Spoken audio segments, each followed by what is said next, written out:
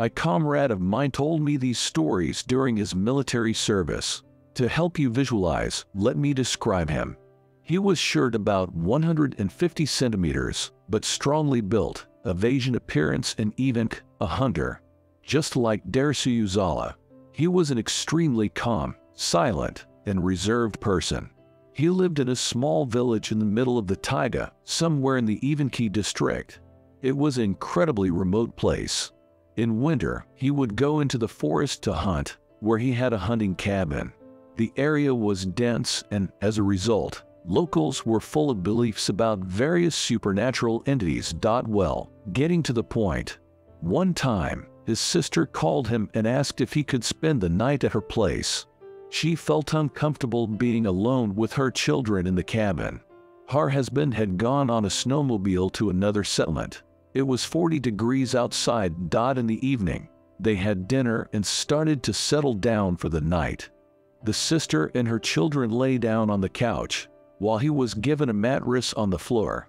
They lay down and fell asleep. According to him, he woke up in the middle of the night and heard someone quietly moving around the kitchen. At that moment, he thought that one of the children had gotten up to drink some water.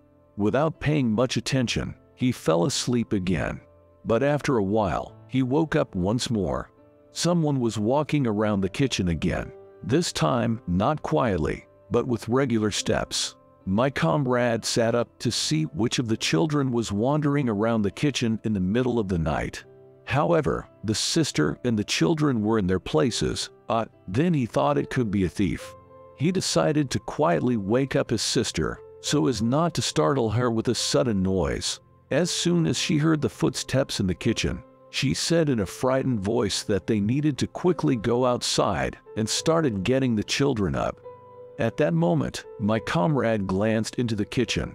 There was no one there. However, at the far end of the room, someone was clearly walking. It was at that moment, he says, that a wave of cold fear washed over him. While everyone was getting dressed, the footsteps became softer, then louder, and sometimes disappeared. Finally, my comrade, his sister, and the children went from the main room to the kitchen, where there was a small entrance, and quickly put on their winter clothes. The children were already on the verge of hysteria. At that moment, they distinctly heard a powerful thud, as if someone was running straight towards them. They rushed outside, he says, barefoot in the freezing cold, clutching their belongings. The children were crying in an unnatural voice, and their own hands were trembling. They went to spend the night at the neighbor's. The sister, he says, refused to explain what had happened there, saying she didn't know. After that, he found several gray hairs on his head,